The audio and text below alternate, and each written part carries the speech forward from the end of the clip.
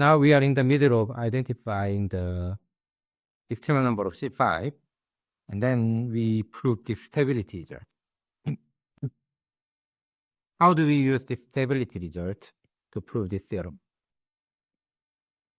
For large n, we have that the external number is actually n squared over 4, taking floor.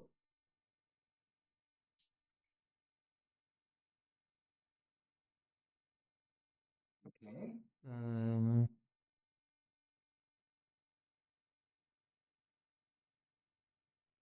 Yeah. Furthermore, I mean, we can show that the equality only holds with the balanced complete bipartite graph. Anyway, so we just focus on here. It's not difficult to actually prove that the equality only holds for complete bipartite graph following the proof.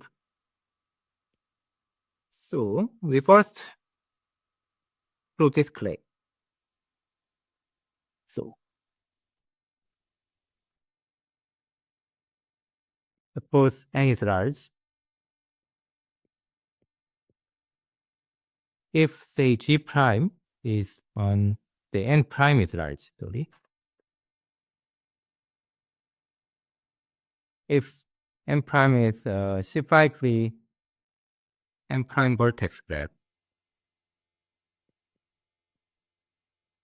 with a minimum degree condition, it's at least n over 2 floor, then G prime is a complete bipartite graph.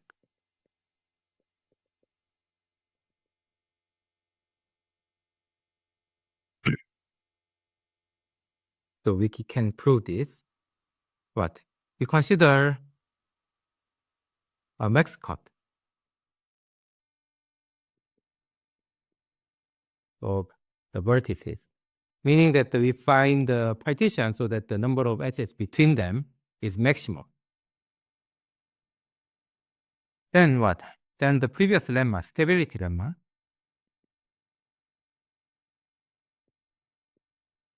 implies that, what does it imply? It means that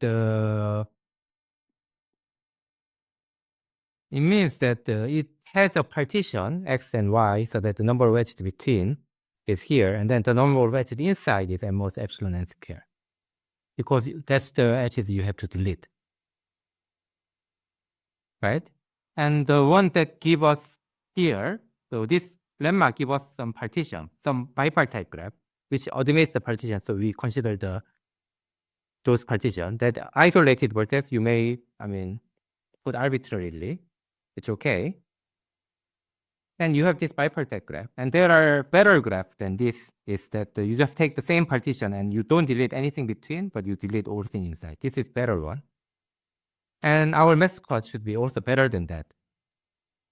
That means that it's losing only that many edges.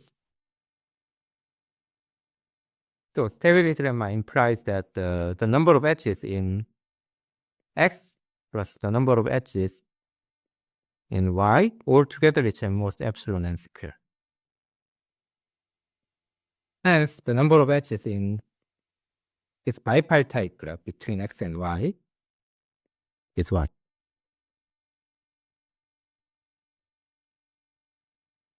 It's at least this. And it implies that X and Y, both of them have size like half plus minus square root of epsilon n.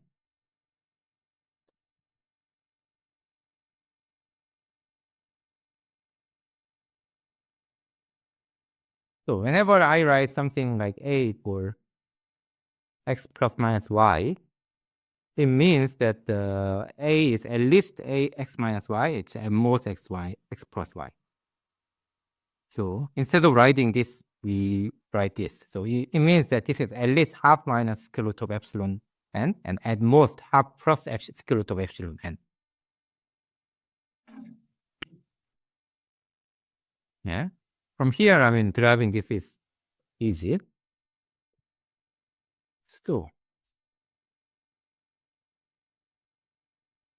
this already gives us that we are at some good starting point. And then we can show that the complete bipartite graph is so this already shows that your G is quite close to this complete bipartite graph.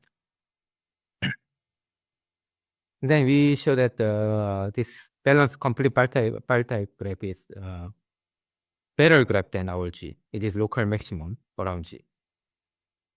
So we want to also claim the following, that the maximum degree of the graph induced by x and y is also small. So we want to prove this. And suppose there exists a vertex V in X with this is X, this is Y. It has large of edges.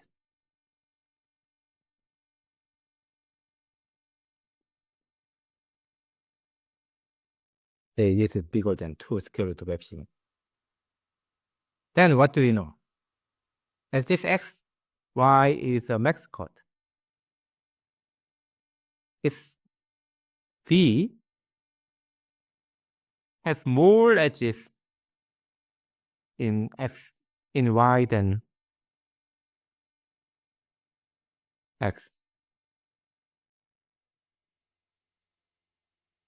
Why? If this is not true, then you can move this to here. You just move V to the other side. Then what?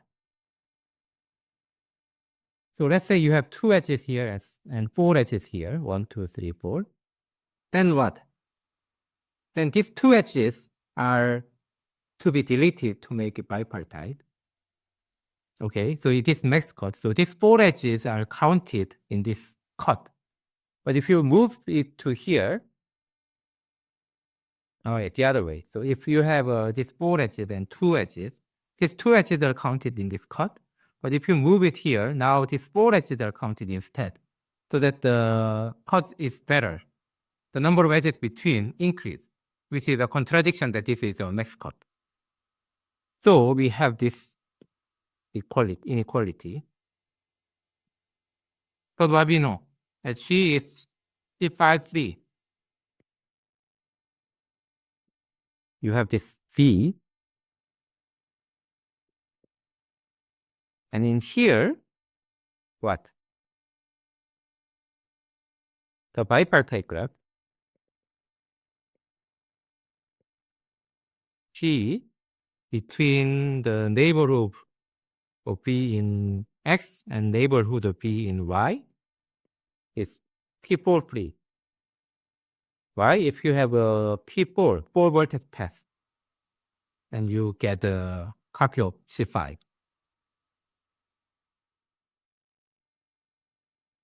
And it has, is it P4 free? So it has a linear number of edges. This implies that what? E of G is at most size of X times size of Y. So that's possible number of edges between, minus between these two sets, it's mostly empty. 2 square root of X epsilon n square minus. Yeah, let's write it this. So this. And what do we know? The first part is at most n squared over 4. And this is what? 4 times epsilon n squared plus 0 of n. As n is large, you have this, which is what? A contradiction. As we assume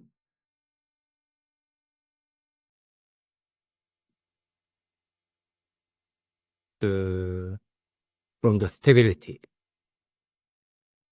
here. So this proves it stops. So this stop policy. Okay, now what? Now we want to show that X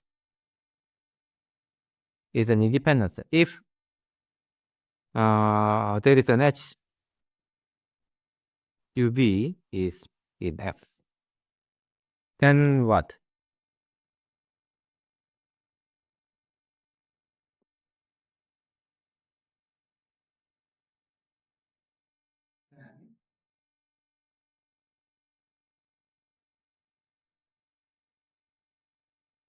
As the minimum degree of G is at least half minus epsilon n.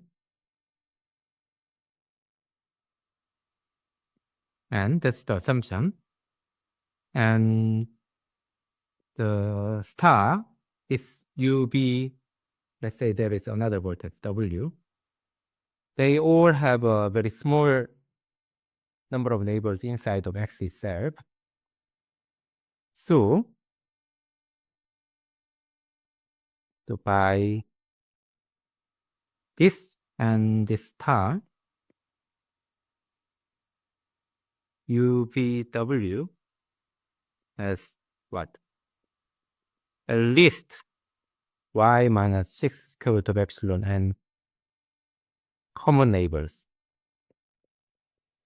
in y. However, if this is bigger than 2, then what? You have a 2 vertex, which are all neighbor of these 3. And what do you have? You have a copy of C5. Building copy of C5. Hence, X in the similar way, X and Y are independent sets.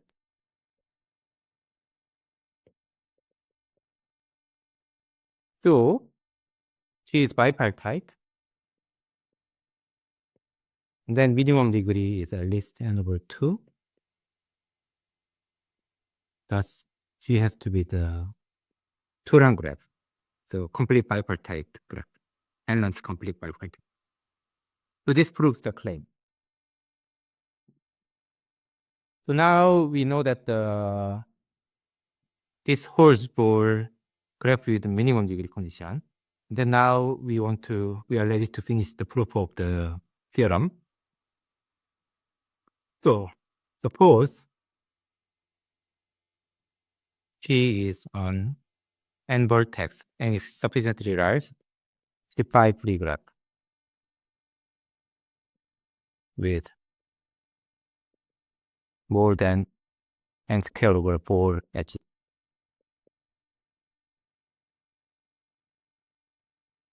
If it also satisfies the minimum degree condition, then the above claim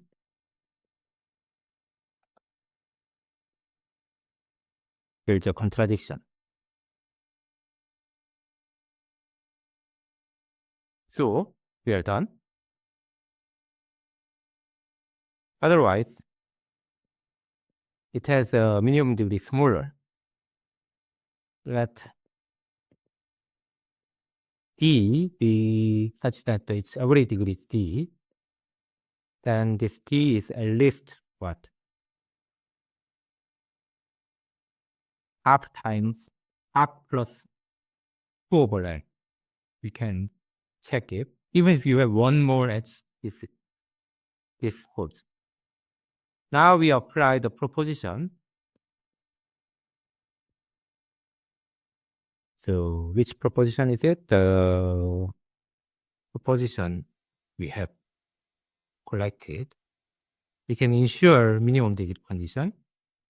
And while doing that, your graph might shrink, but if it shrink, it contains it's a proportional average degree, this increase. So we apply this.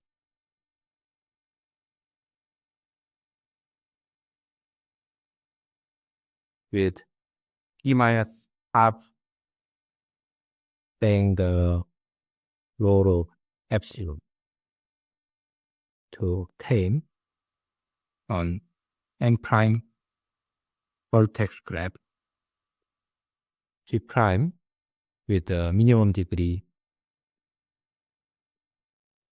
of G prime being at least half times M prime. So if M prime is N, then that's the what? That's this case. So we assume that this is N, smaller than N. What do we know? The number of edges in here is like as before, quarter times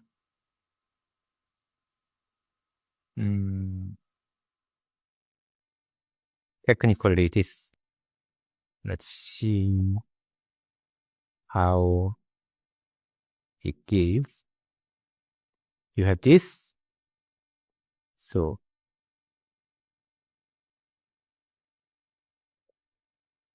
what this is quarter to D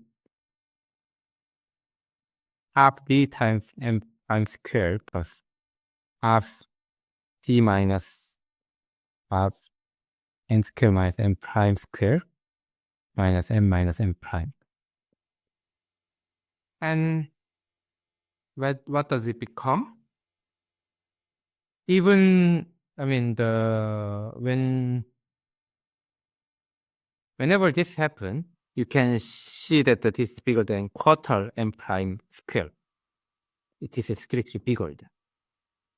Why? Because this condition, you have initial com, you just put it here, and you also compute. I mean, when n prime is 3n minus 1, then what does it become?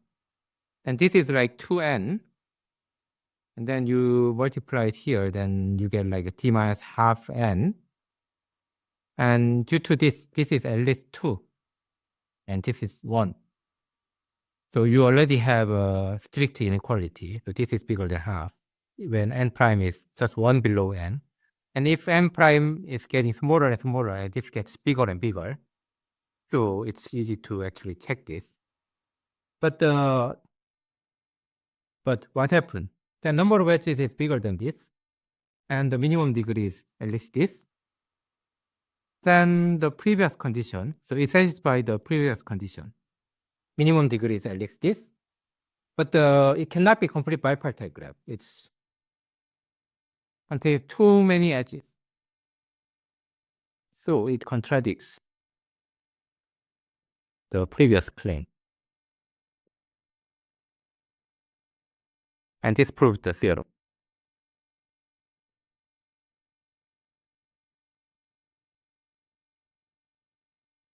Okay. So this proves the theorem. And yeah, so essentially, I mean, you can analyze slightly further to actually prove this equality condition. Equality only works for complete bipartite graph. So you can also prove that. Anyway, so this shows what we wanted. So this is roughly how how you use stability method to prove the exact result. You first show that if your number of edges is very close to the extremal number, then you should be very close to your conjectural extremal graph. And then once you prove that, use that structure to prove the exact result.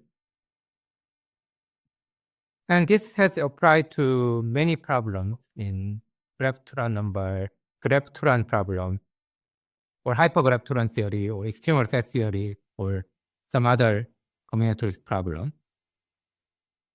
And yeah, perhaps it's worth to mention that the first time it was this kind of a method was introduced was by Eridich and Simonovich.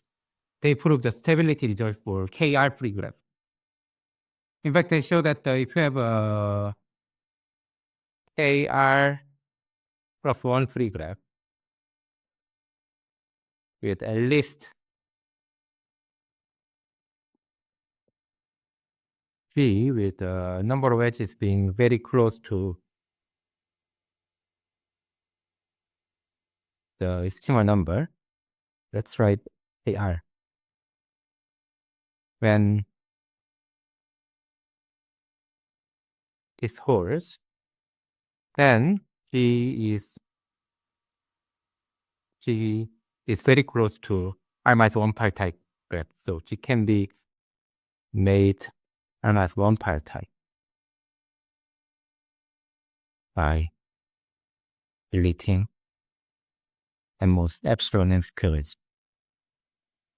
So energy extremal which first proved the stability for cliff.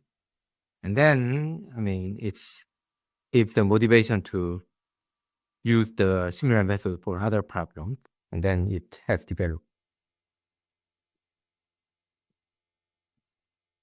Okay, so that was for stability.